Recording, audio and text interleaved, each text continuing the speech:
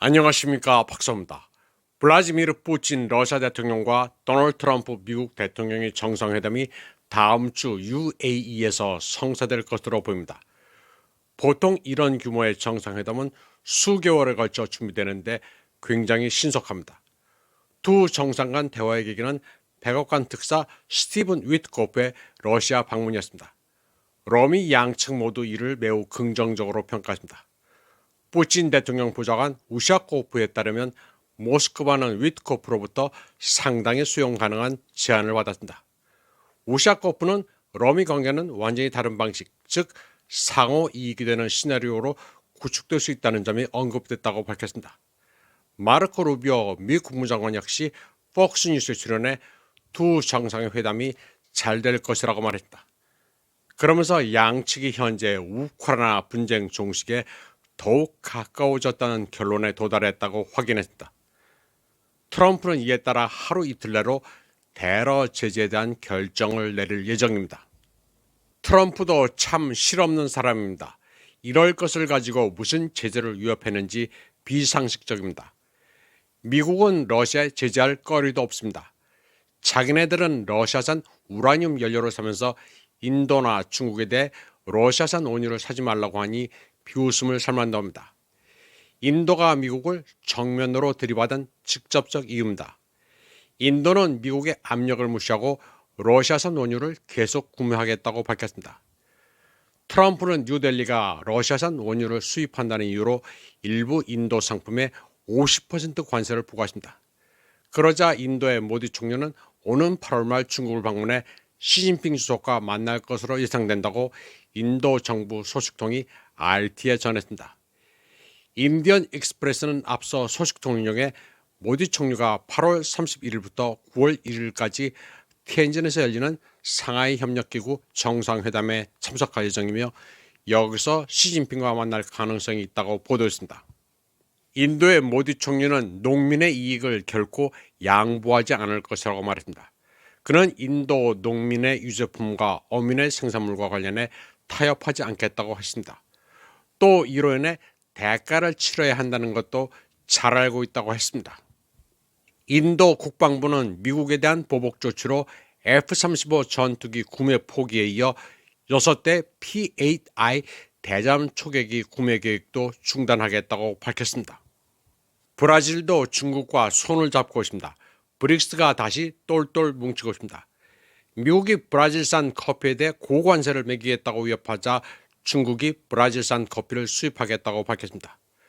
브라질 주재 중국 대사관에 따르면 중국은 브라질과 미국 간의 무역 긴장이 고조되는 가운데 브라질 기업 약 200곳의 중국 시장 진출을 허가했습니다.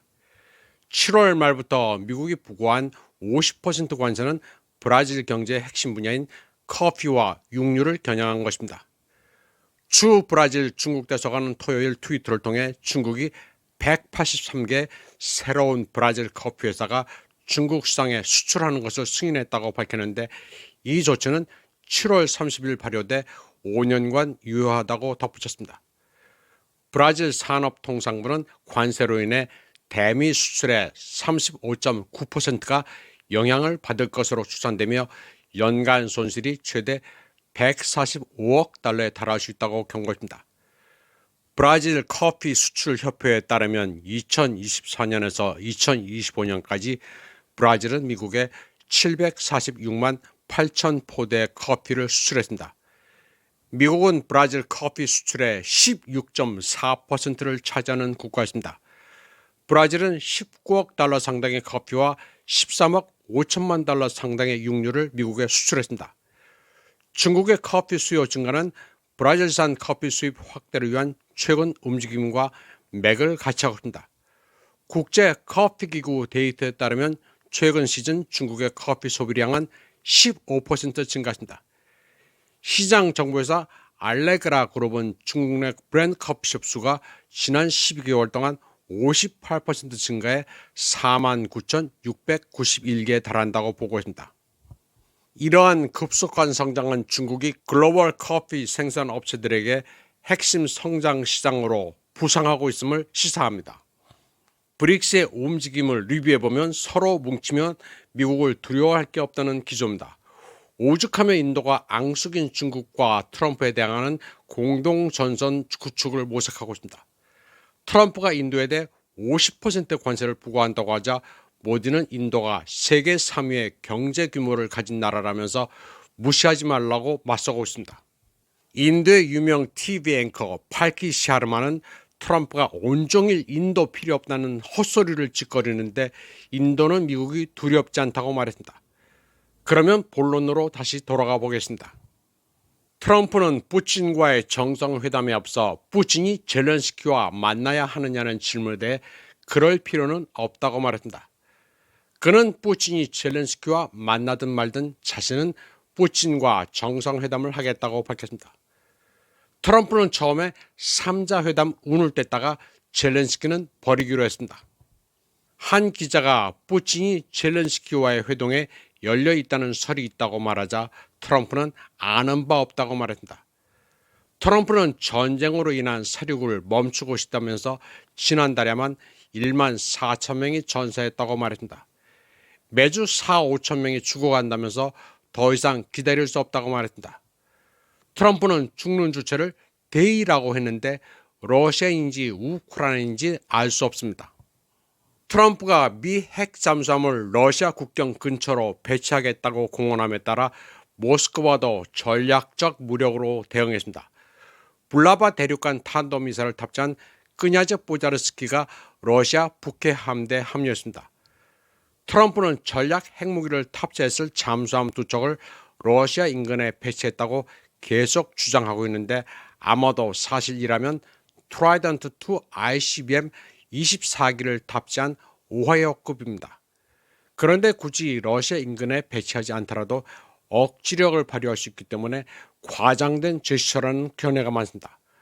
어디서 발사된 미사일이 러시아 영토에 도달하는데 뭐하러 러시아 인근에 배치하느냐는 것입니다. 전략 핵잠수함 작전에는 기율의 설치, 수중 음향 시스템 설치, 함대 전투 안정성 확보 등 매우 다양한 활동이 포함되기 때문에 러시아가 미국 잠수함의 활동을 감지하는 것은 어렵지 않습니다. 러시아는 미국이 2019년 중거리 미사일 조약 INF에서 탈퇴한 이상 모스크바도 자체 제한 조항에 구속되지 않겠다고 밝혔습니다. 사실 지금 핵 전력은 러시아가 미국보다 훨씬 강력합니다. 핵탄두 수도 많고 핵 전력 3대 축을 계속 업그레이드 해왔습니다. 반면 미국의 ICBM은 50년이 넘은 게 태반입니다. 이런 가운데 러시아가 쿠바나 베네수엘라 같은 미국의 뒷마당에 아르시닉 다탄도 핵미사일을 배치할 가능성도 제기되고 있습니다. 미국은 유럽, 독일에 다크 이글과 타이푼 중거리 미사일을 배치하려고 합니다. 아직은 계획이지만 그럴 경우 러시아는 어르신육을 쿠바, 베네수엘라에 배치할 수 있습니다. 그런데 전반적으로 미국보다 무력이 앞서 있는 러시아는 치킨 게임에 밀리지 않겠다는 각오입니다. 아마도 트럼프는 유럽에서 졌다는 것을 인정하지 않을 수 없을 것 같습니다. 이번 방송은 여기까지 하겠습니다. 시청해주신 여러분 감사합니다.